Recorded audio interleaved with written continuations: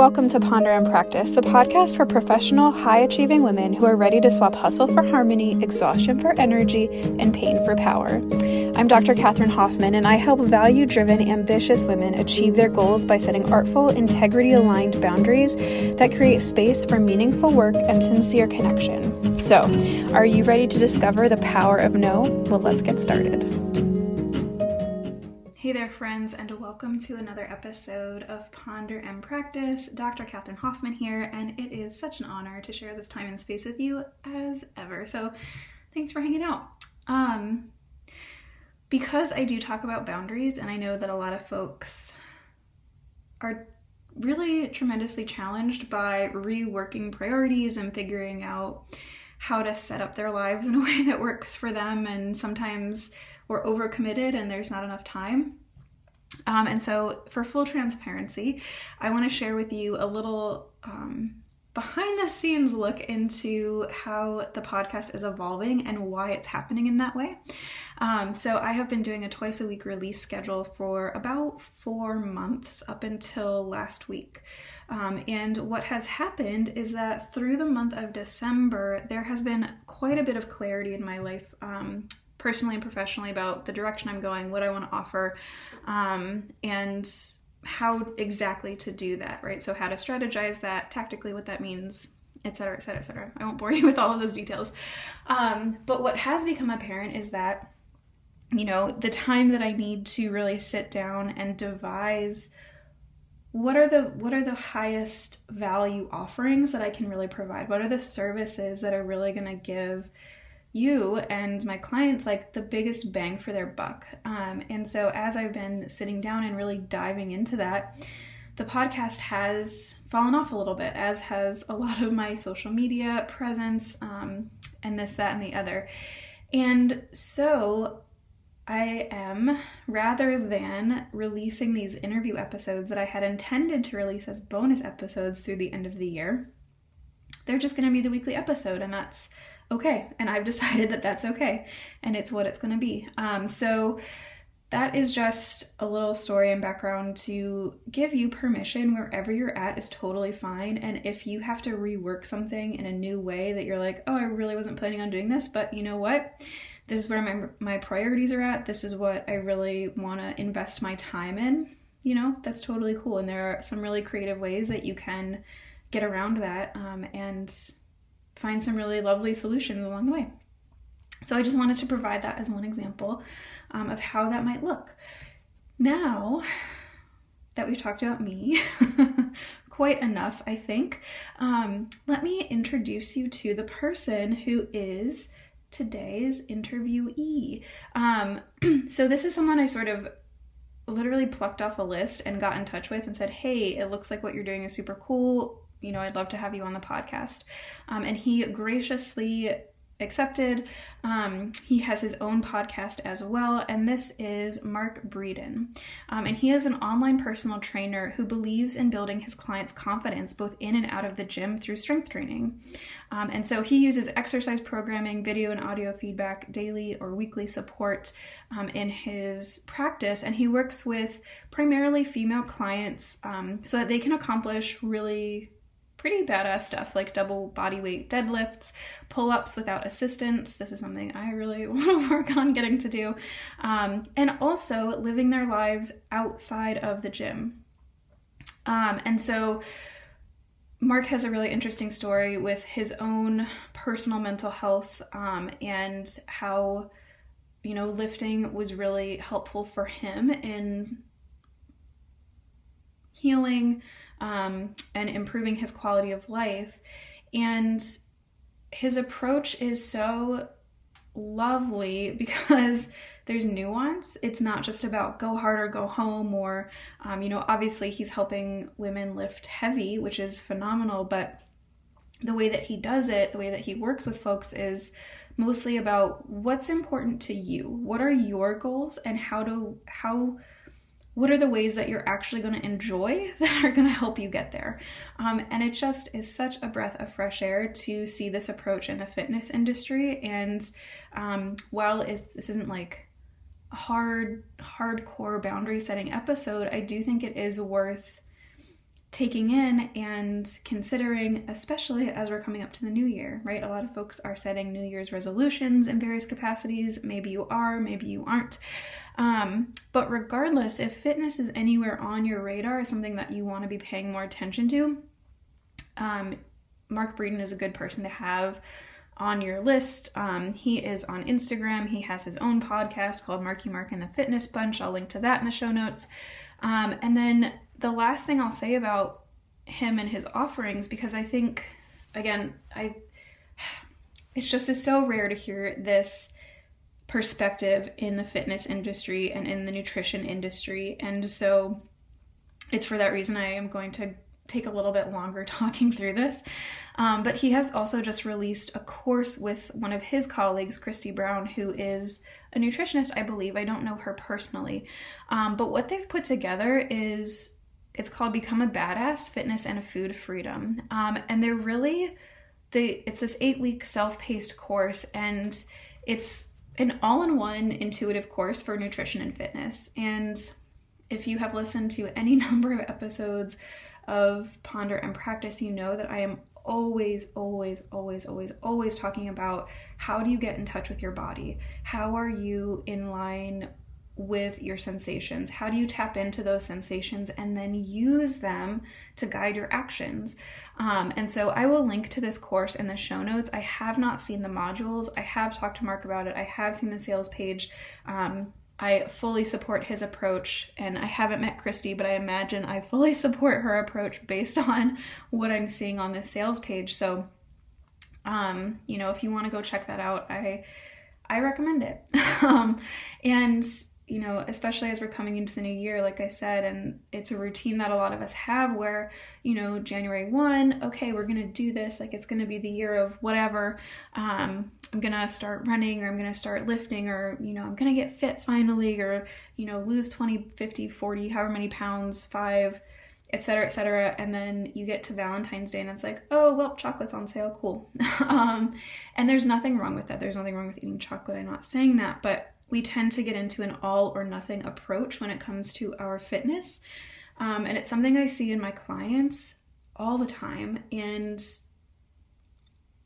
I think it's really exciting and worth amplifying these voices who are bringing the nuance, who are bringing the balance, and, supporting folks in learning to trust themselves. You can absolutely trust yourself. You can absolutely trust your body, but you haven't been taught that you can. And you also, haven't maybe been practicing that for very long. And so it feels really scary to learn to trust that intuition and those sensations and that information that our body gives us. So at any rate, that's my little plug for Mark's stuff.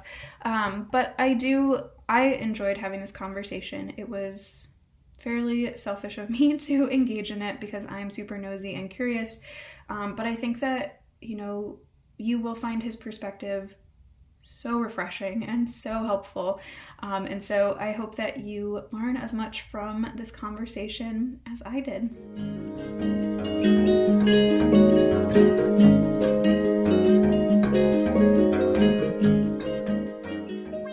Hi, Mark. Thanks for joining me today. Thanks for having me. Really appreciate it. It's so funny. I was thinking about because I've had guests before, and always, you're the first man who's not my husband that I've had on the podcast. So this is sort of a big event. But it's always been people I've met in different circles or went to school with or whatever. And you're the first person I've had who's just a random pull off the internet. So it's kind of cool to be able to collaborate in that way. Great. So yeah, well, I hope I'm not the first, so. So in terms of folks who don't know you, can you tell us about who you are and what exactly it is that you do?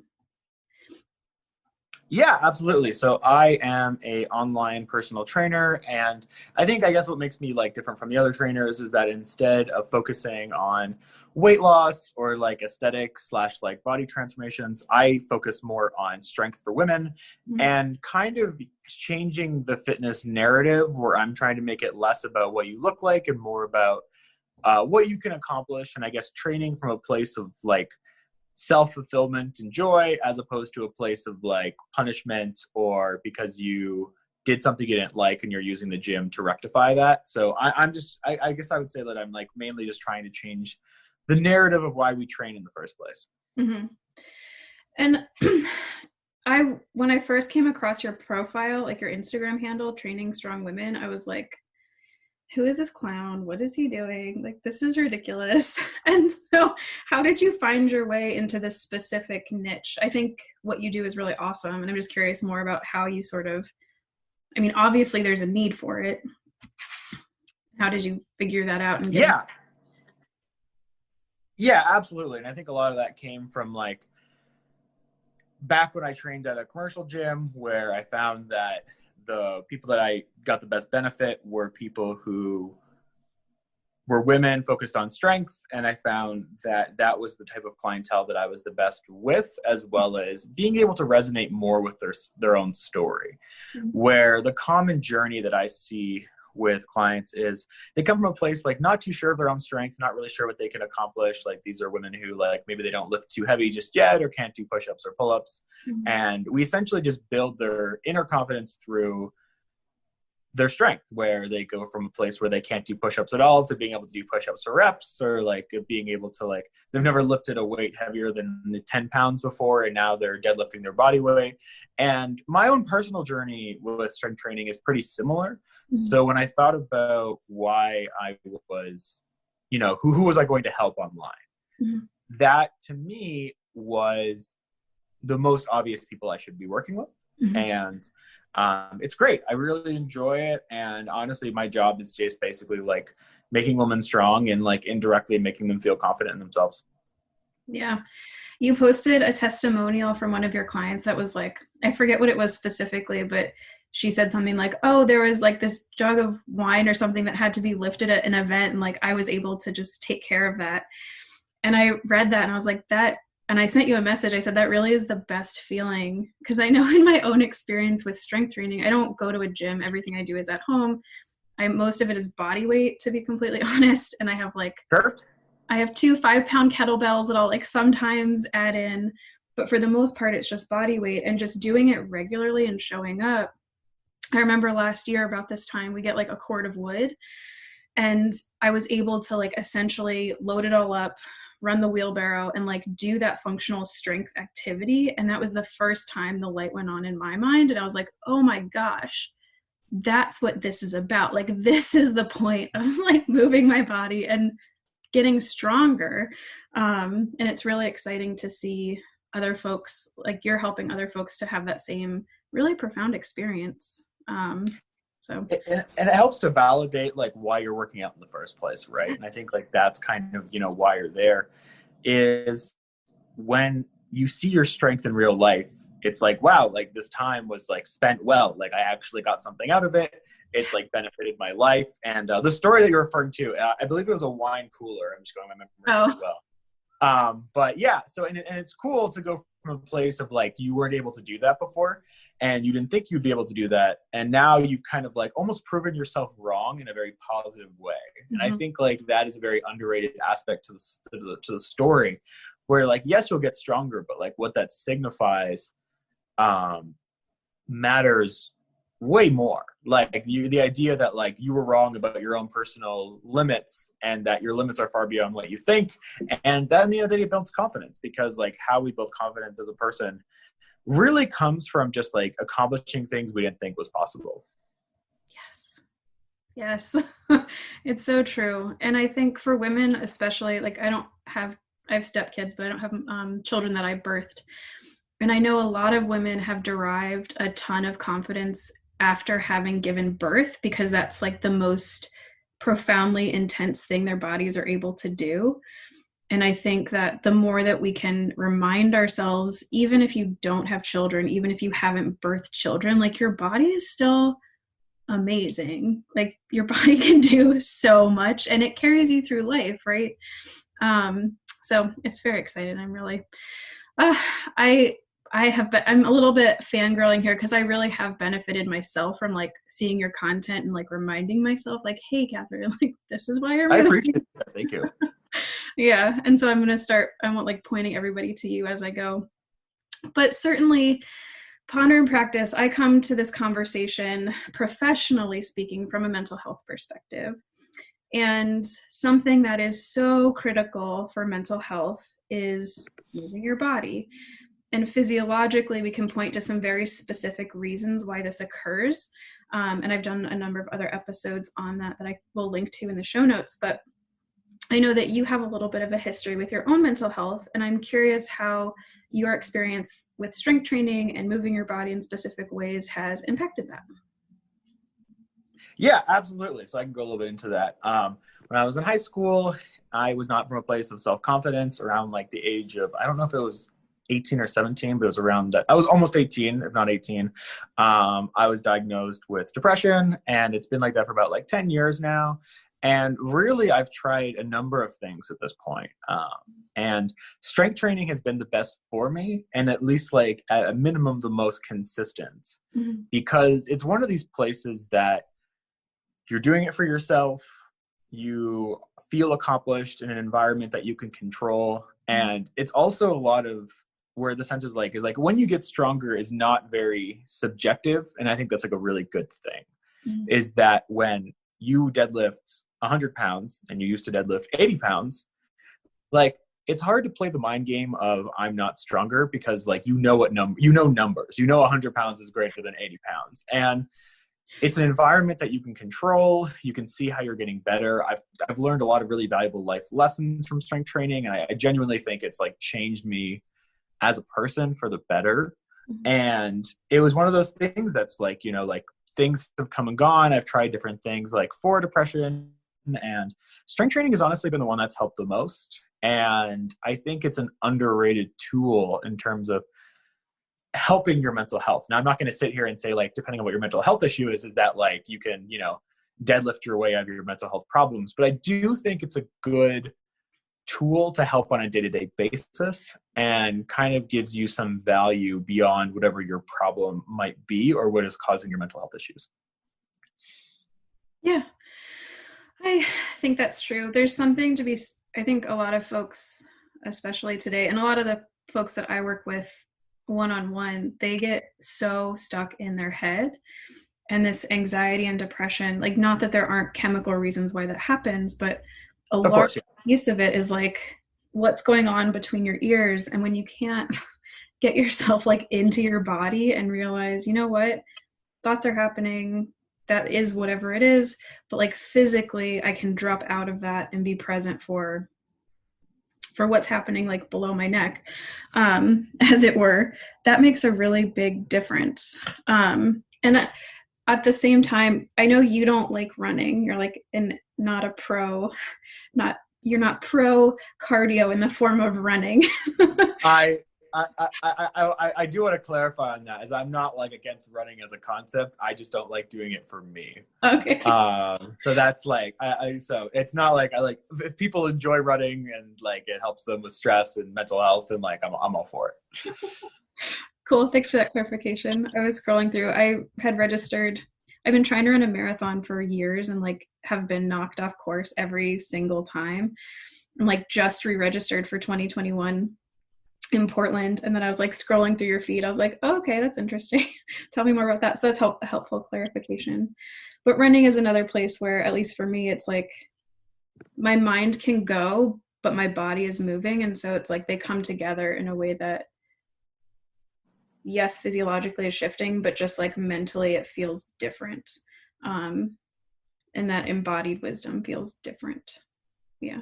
I feel like it can give you a break as well from like whatever your problems might be, is that it does give you an activity that you can focus on something else as opposed to whatever your issues might be. Or if you're in your head a lot, like this is kind of the way that I see like really any physical activity, but like running or lifting weights, or like it's something you can focus on. It's a mental health break, I think, is that I think when there are people with mental health issues that like it's just tough to leave their problem, like if they're just stuck in their head the whole time, that they're almost just like on the clock for like whatever their issues might be. And I think like exercise in general just gives them, a 30 to 90-minute break away from that. And I think like when you're on the clock the whole time, I think that is huge. Like, and that's been big for me as well.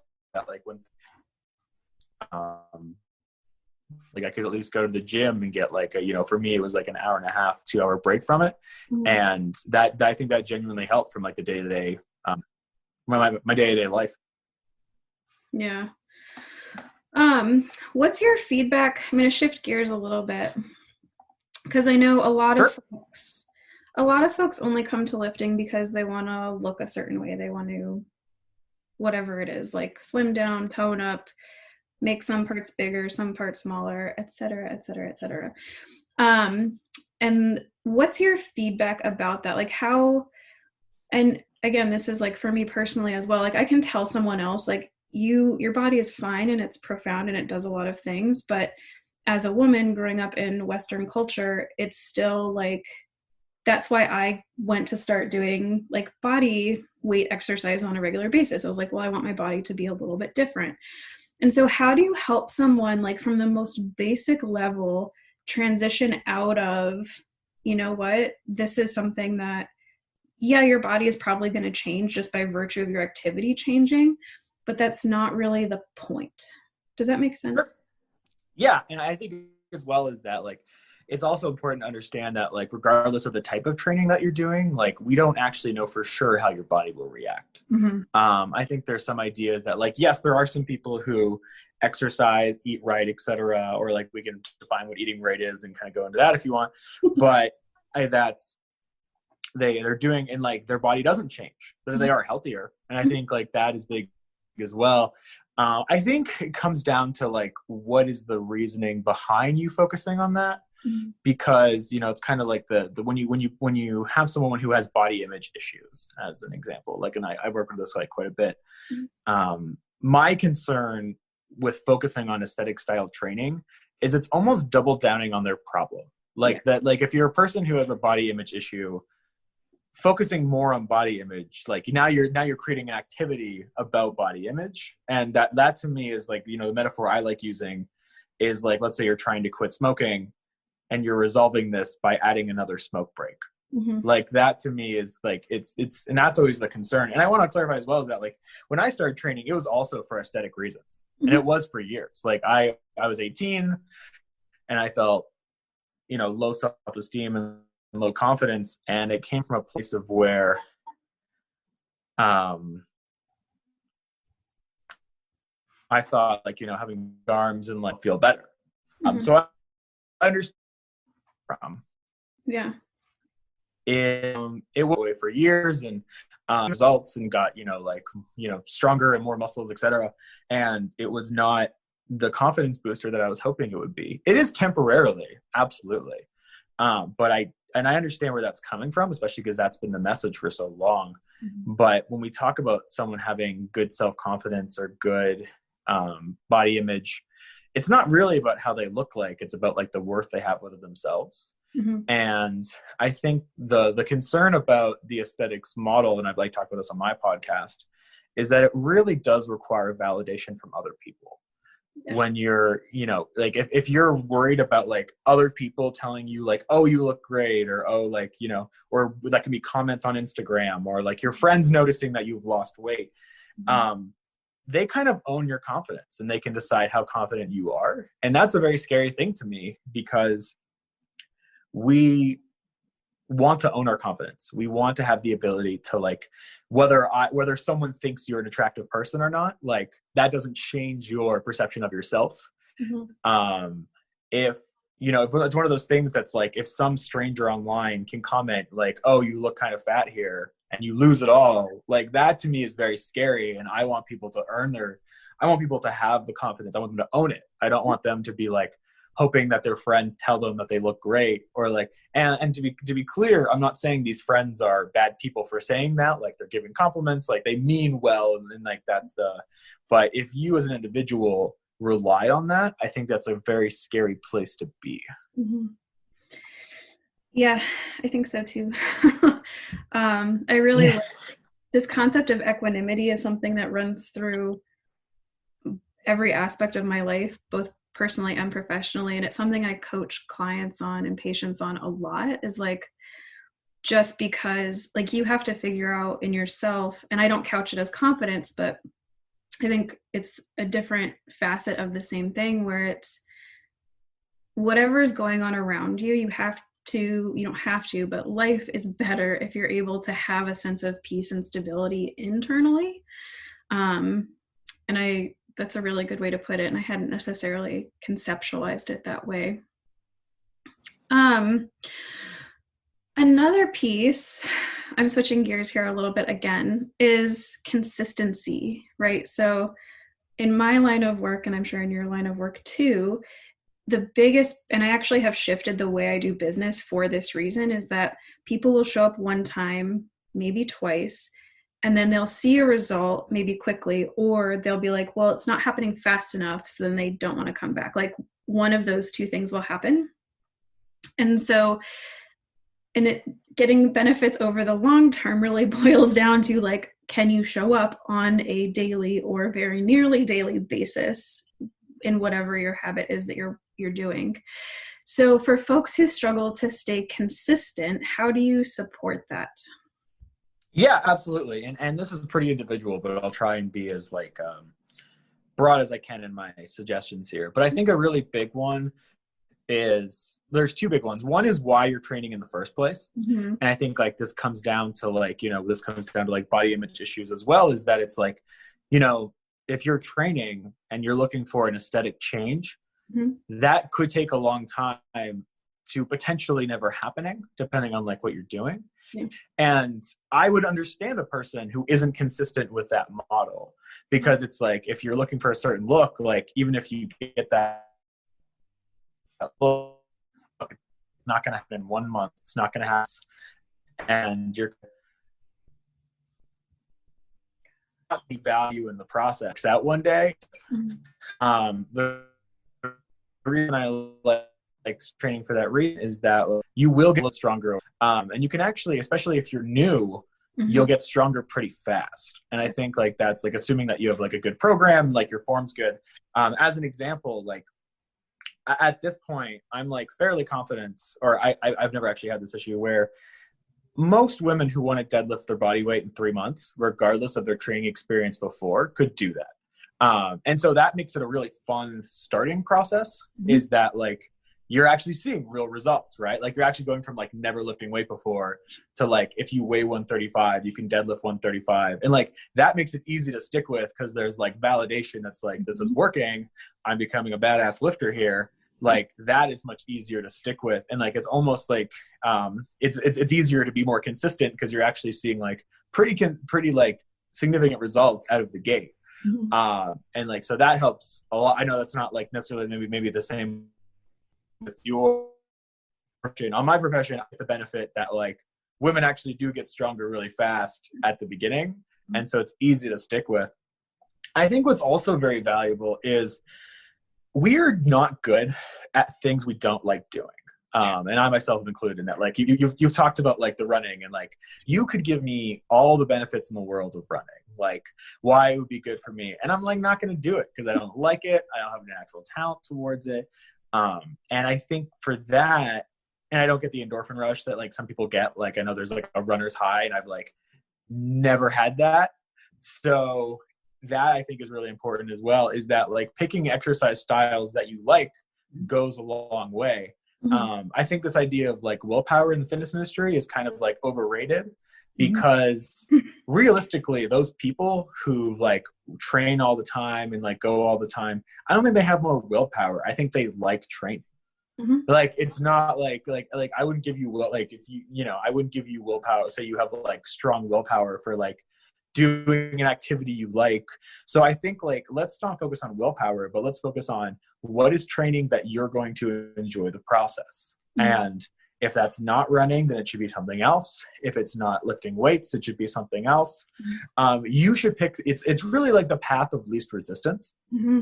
And for me, it's like, that's what I really try and focus on, especially at the beginning. If there's like an exercise they absolutely hate, even if it's like, let's say the most benefit for them, I would rather just do a different exercise, because them being consistent is going to matter way more than like any one particular exercise and the benefits from it. Yes, this is exactly what you just said is so much of the work that I do one-on-one with folks is just sitting and being like, okay. And 9 times out of 10, the person on the other end will be like, well, I know I should run, but I don't like running. And I'm like, well, who said that you should be doing that? Like, where does that even originate? And then figuring out like what matters to me as a clinician is that you're moving. Like, that's all I care about. Right.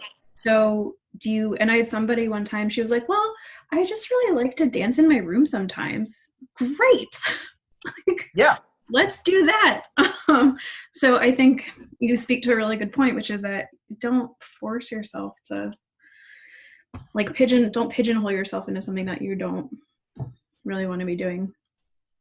Yeah, I think like, and like, this is all of us. Like, this is like I'm no better and things, and there's no shame in that as well. Mm-hmm. Is that like, if there's a style, like if you don't like, your friend who's like, I don't like running, or sorry, client, I guess, but if they don't like running, then like, okay, let's find something else they like. Let's find, or some people don't like doing, like, I think some people, when they picture working out, they picture it being this very strenuous, very like you almost have to crush yourself every workout kind of mentality.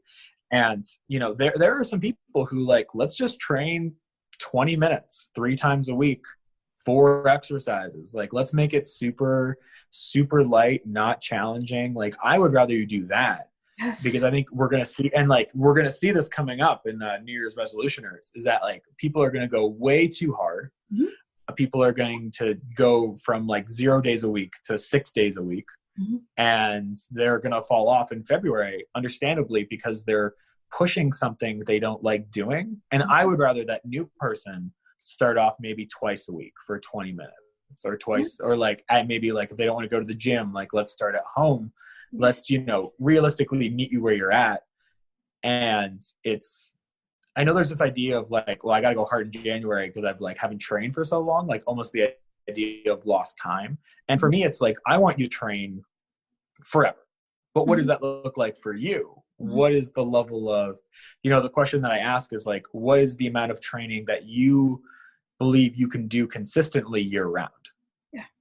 And that number is probably less than what you would choose in January. Like most of the clients I train 3 to 4 days a week, anywhere between like 30 minutes to 60 minutes of training. Like that is the amount of like work that they do, because it's the amount of training that they can do most of the year round.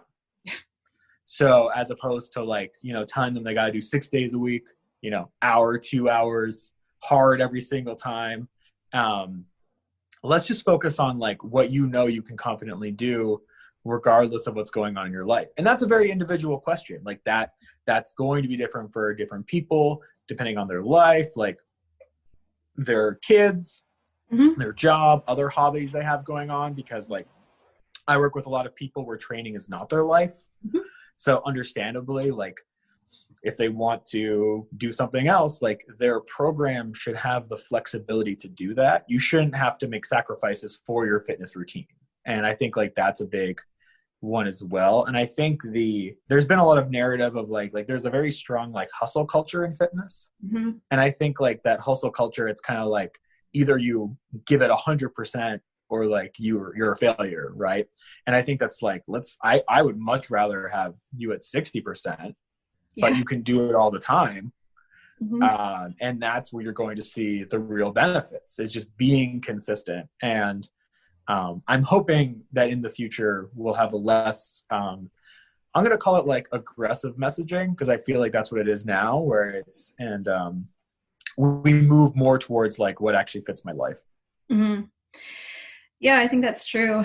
And I think I do weight training, like maybe for 20 minutes is a long session for me. And I'll do it like 4 or 5 days a week. And I'm still getting stronger and stronger. So just like, it really doesn't take hours and hours and hours to stick with it and like see strength happening and like your body able to do more.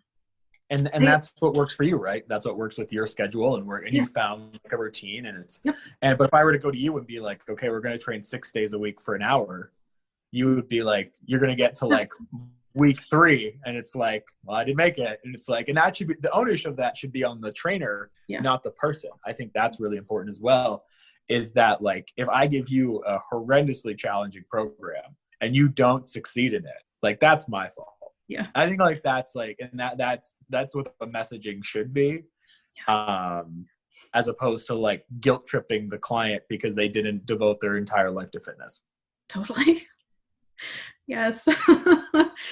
I have another question. I'm just thinking about somebody I'm working with now, and she is really reluctant to do any, she's not reluctant to do any physical exercise, but when she thinks about it and sort of in the run up to like actually doing something, her thought process is, well, I used to be really strong and I haven't exercised in a long time and my body has shifted. And she feels like she's not even worth restarting that process because she sort of backslid really far. Is this something that comes up in your work? How do you approach that? Like, what, I have things that I say, obviously, but what is your response to that sort of reasoning? You said, yeah. So just to be clear, is her goals strength focused, like how she used to look before, like what the kind of idea is, like what's when she works out, what is she working out for? Because that changes my answer to the question. Mostly stress management and like general health. Like she feels better in general when she moves regularly. Okay. And yeah, I think for her, we would really have to look into like why she's exercising in the first place. And like, maybe it's that, when we talk about slid back, maybe the goal is so daunting to the point where she doesn't want to try it, in which case we have to look into reprioritizing a new goal. I see this a lot in people who compare like their post-child self and their pre-child self, where they look at themselves at 21 and like, oh, I was so fit and strong, and now they're like 35, 45, 55, and it really is just like an unfair comparison. And I think like the narrative on why they train maybe needs to be discussed more, and picking a new outlet. Because, and this is one of the challenges I have with people who focus on aesthetics too much, it's that like the older that you get, the harder it is to look 21. And this is like not a dig on anybody in particular, but it's just like, if that's the goal, like, with every year, that goal will get more challenging and will require more sacrifice. And if your goal is just to like, well, I just want to be strong and not focus on necessarily what training makes me look like, well, that's a much more sustainable goal. Like I have as an example, like I have a 64-year-old client who like deadlifts and like 130, like squats 120. She's very strong. She's very like healthy for her age. And, but it's not like about being but if I were to go to her and be like, all right, let's like try and make you look as if you were when you were 30, that is going to be a terrible process, and that wouldn't be her fault. And that, so, and your specific case here, I think maybe changing the narrative on like why we train would help, and something that she would pick herself. I think like also in that scenario, you don't want to necessarily pick the goal for her, but maybe walk her through a new way of looking at fitness, I think might be very helpful. I don't know her well enough to like say for sure, but like based off of what you've told me, I think that's the route that I would go. Yeah, definitely. That's very similar to my strategy as well. So, okay. I was just curious to hear your perspective. So if someone has never done strength training before, like they've never lifted, maybe they've been to a gym maybe once or twice in their lives, where's like the most basic starting point that you would give them? Yeah, absolutely. So I think like the first one would be the schedule itself, in which case if someone's totally new, like maybe you want to start twice a week, something like that, like something pretty light. I do think that, and this is like one of the more noteworthy barriers of strength training, is that it does have a bit of a learning curve at the beginning, if only for form reasons. So if someone wants to have a strong squatting has like very specific technique to it, and there is learning that comes from it.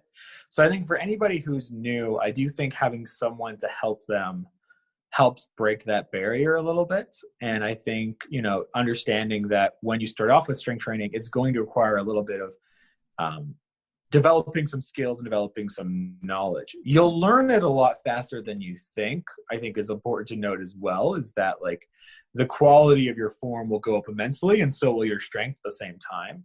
Especially because like, and this is kind of like with any new skill, is that you'll learn a lot at the beginning. Like that's kind of and then as you get older and like get more developed in a skill, like it becomes harder to keep going. But like at the beginning, your ability to pick up new form and new technique is actually like quite impressive. Like it actually is like in a lot of ways, like taking a person who has been training incorrectly for years in a lot of ways is much harder than someone who's totally brand new, because we almost have to like relearn things they thought they've known.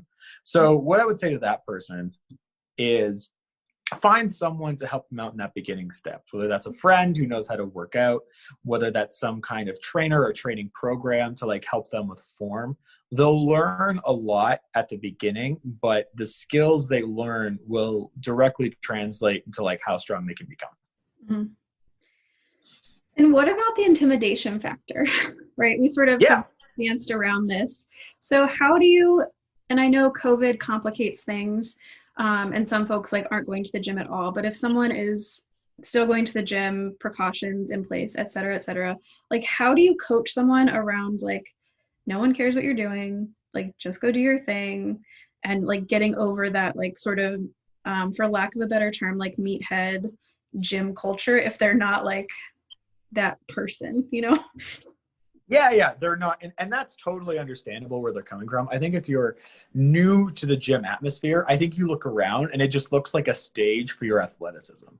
Like, and I can understand where like that comes from. Now, like you're right, we're like, and I've had this in the case where like by the time they get to the third or fourth visit, they realize that like really no one cares about their workout. But I understand where that's coming from. I do what's normally known as like the 10-minute rule, which I did not make up, but used for my own gain. Mm-hmm. But it was the idea that like, okay, you're nervous about going into the gym. So what you do is you tell yourself, okay, I'm going to give it 10 minutes. And then if I don't like it, then I'll head out. Most of the time, the hardest part is getting there. And the more that you are in the gym, the more you realize that no one cares about your workout. Unless like you're a woman deadlifting like 400 pounds, like no one's going to notice your workout. But I think like if you can get to that third or fourth visit, it gets immensely easier. And I think knowing that helps. And I think like having someone, you can go with a friend for sure. The one thing I want to make sure is that don't bring your super athletic friend with you. I think it sounds like a good idea, but what happens is that they just, if you bring like your friend who's like really into the gym, then they almost like fall into the environment where you continue to not belong. You're trying to find something where like someone that, so you want to bring someone of like a similar athletic level to you. Because if you bring like your friend who's been lifting for years, and you're intimidated about going to the gym, well, them being there might actually increase the level of intimidation the gym has. You're trying to bring like what's more normal to you. So that's what I would say. That's what I would recommend for that. The 10-minute rule, I think, goes a long way. And what I'll say to people is that, like, if you can get to that, like, third time going to work out, it does get easier almost always. Yeah, totally. It's something, yeah, it is, what am I trying to say here? The 10-minute rule, I think, is a good one. And that's been super helpful for me because typically if I can set a timer for 10 minutes and I'm like, well, I'm already doing this, so I might as well just like finish what I had planned to finish. That's normally what happens. Yeah. And sometimes if it's just that kind of day and I hit 10 minutes and I'm like, yep, nope, done. It's like, all right, well, I took my 10 minutes, check. and that should be okay. I think like that's an important, is that you're not using the 10-minute rule with the underlying notion that you better stay longer than 10 minutes. Like the 10-minute rule works if you're under the impression of like 10 minutes is actually fine. Like you need the mindset of 10 minutes is okay. Because if you're not doing that, then the 10-minute rule is actually the 45-minute rule. And that like doesn't work nearly as well. No, it's true. And I know I mentioned COVID, and this is still a thing that's happening. As we're recording this, I just heard today that there's a vaccine that is in like phase 3 and so close. I'm so thrilled about that. I heard about that too. Yeah, Oh I'm my pretty gosh. excited. But I say this as as a lead into a question, which is that home gyms are becoming more and more of a thing, obviously. So, and I saw you had posted a little bit about this before, but how do you advise folks dip their toes into developing a home workout space? Yeah, absolutely. Okay, so the one thing that I would say is that I think if you're a person who wants to work out regularly or like wants a steady workout routine, I think home gyms are a really good investment. Now, I want to clarify that I'm not sponsored by any fitness equipment or anything along those lines before I sound like I'm shilling out for any major fitness corporations. But I think when we're looking at people who want to consistently work out, I think having equipment at your house goes a long way. And I think it's well worth the investment. It saves you time because you're not traveling there and back, which means you're saving on gas, which means you're not buying a smoothie after the gym. If you're worried about the intimidation factor, you're in your home, so it's much more relaxed and you're in an environment that's like much more comfortable. And it's also one of those things that like, yes, it can be a lot of money up front depending on what kind of equipment you're buying, but it's also something that you own and can resell at a later point. It's kind of the difference between like owning a house and renting a house, is that it's very similar sense that like, let's say you spend like, let's say like $1,000 on equipment, which would be like a lot of money for someone starting new. If you don't like it, you can resell it and probably get it for like 800. And so it's one of those things, or more if you're in COVID and you just happen to have fitness equipment, then you like won the lottery and can sell it for, you know, a small child.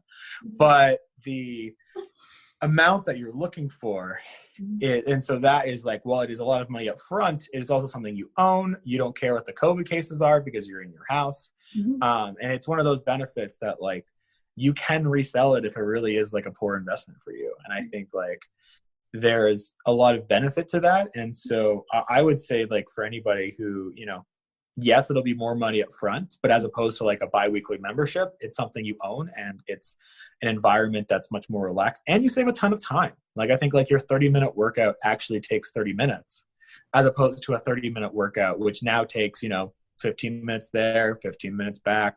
You got to get dressed to go to the gym. You got to like get set up for that. So realistically, like we're looking at adding at least an extra hour of time potentially to your workout. So when people say like a 60-minute workout is only 60 minutes of your day, like that hasn't actually been true outside of the home gym experience. Inside the home gym experience, that is true. So I think it's a really good investment. And I think depending on your goals, you have to get certain things. I think if you're new, you can do it a lot cheaper. As you get stronger, you'll need more equipment, but I do think that it's worth it.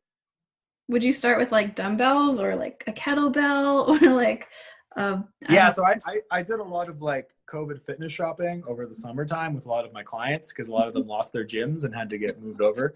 I think pull-up assistance bands goes a long way because you can add resistance to them as well as like using them for like rows and presses, and like it's an easy way to add resistance that like also doesn't like pull-up assistance bands are like also relatively cheap. So that's like for someone who's like not sure if this is their thing, I think getting bands goes a long way. I think dumbbells up to like, I think like a 5, a 10, and a 20 goes a long way, especially for someone who's like a new lifter. What I find is that people will buy the cheaper, well, like they'll buy the 5-pounder because it's the cheapest. But the problem is that they eventually get stronger, and that 5-pound is not the resistance that you no longer need. So I would say like starting with a 5, in like a 5, a 10, and 20 or something like in that kind of range, I think goes a long way. Sliders are a really good idea for ab work. I think if we're talking about somebody who has like, let's say like really low budget for this, or like chooses to have a really low budget for this, I think pull-up assistance bands and like light dumbbells would be a good start. And then like as you develop more skills or like you want to work on other stuff, you can like add on to it at that point.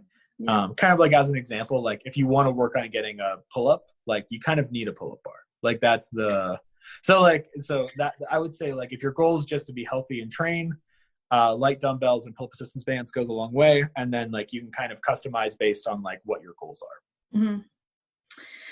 Yep, that's helpful.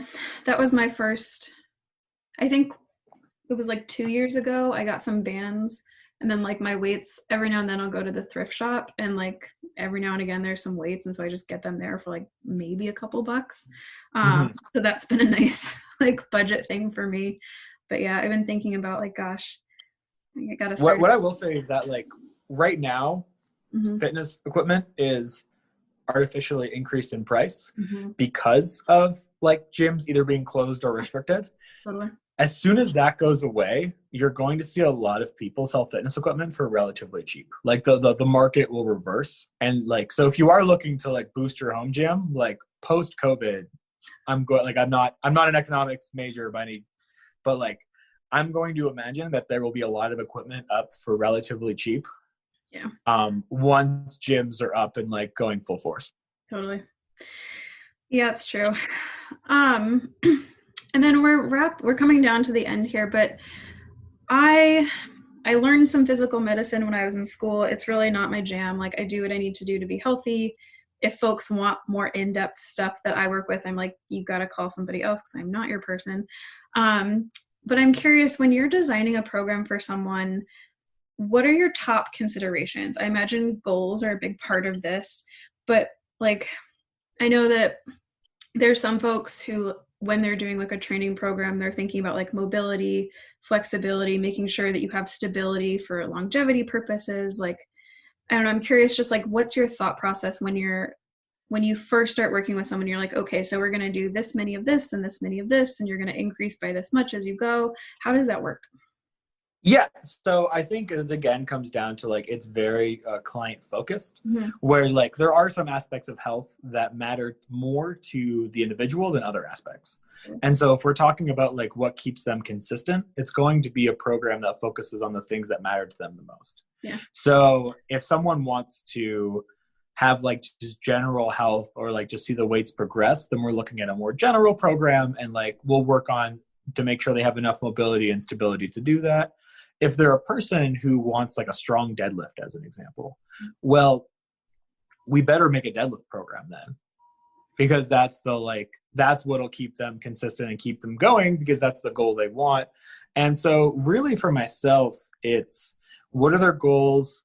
Are there any injuries I need to work around to make sure they can still accomplish that? And like, that's still something that I think is important too, is that if you are injured or have some kind of like challenge in that sense, it doesn't mean you can't train. It just means your training will be different than the norm. And that's okay. But like, you just might not be able to do like the general classes that someone else might be doing, who's like totally fine. So if you have, whether it's knee problems or hip problems or back or whatever it might be, you just need to take that into consideration and like, work to strengthen those, as well as like work in a way that doesn't cause you pain or discomfort.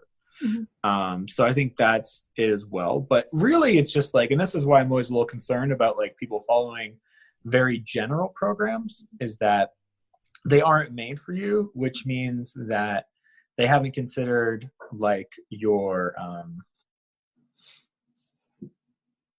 they haven't considered your problems or like what they're working to. Like, this is where individualized programming comes in, is that like we can nail down like, this is what matters to me. Let's make a program specifically for this. That I would say is like the starting process of making your program. Yeah. All right. I think I already asked you about that other question, even though I got to it ahead of time. So you have really good content. Like, I am super impressed, and I've been sort of Thank you. Reverse engineering your workflows on Instagram and figuring out like, I'm missing some things here. So professionally, it's been a real pleasure to like get to see your work online and whatnot. I think certainly I know a ton of people who can benefit from what you have to offer. And so where can folks come find you and learn more about you and from you? Yeah. And listen, I really appreciate that. I'm glad that like the content is resonating, and I try to make it entertaining as well as informative. Definitely hitting those marks and checking those boxes. Good. Okay. I'm glad that's coming through. So there's pretty much, as of right now, there's two main places you can find me. The first is Instagram, which is @TrainingStrongWomen, where I put out pretty regular content to help women become stronger and also like shift the focus on why they want to train. So like, I don't do any content that is I don't do contents about weigh-ins or transformation photos or anything along those lines. It's all about like helping women become stronger in a very, what like I would consider weight neutral way. Like that's kind of the style of coaching that I do. If you're into podcasts, which if you're listening to this is like a pretty good shot. I have a podcast called Marky Mark and the Fitness Bunch, where I have guests on who are also like weight neutral coaches. I talk about more in-depth things that Instagram doesn't have the flexibility for. Like I've had episodes on like why aesthetics fails long-term, like how you can focus more on strength. That I would say would be the two major hubs that you can find me. Yeah. And just as another plug for your podcast, I've listened to a couple episodes and you have some really good colleagues who are like great, like intuitive eating, like nutrition focused, but like not in a judgy way, but just like your body needs food and that's okay. Like, there's nothing wrong with that. So I definitely do fully endorse your content and podcast. And so I'll point people to that in the show notes as well. Yeah. So some of the guests that I've had on have been amazing. And because like I don't go deep into nutrition, is that I tend to bring on guests that kind of fill that nutrition gap that I don't talk about. But yeah, everybody on my podcast, I like fully endorse. They're all great. Totally. Are there any last like tips or things that you wanted to share before we fully close out and wrap up? Yeah, absolutely. Well, one, I really appreciate being on here and I've really enjoyed the conversation. I think the number one goal is, why do you want to train in the first place? I think goes a long way, like really looking into yourself and being like, what matters to you? And then building a program around that. And that's very individual and I can't decide what that is for you. But I do think if we're talking about consistent exercise, if you can find something that matters to you and work towards it, it's much easier to stick with. That I think is like, if you're to take one message away from that, I think is find what's important to you and then like work towards it. Yeah, totally. Well, thank you so much. Thanks. I really appreciated having the conversation.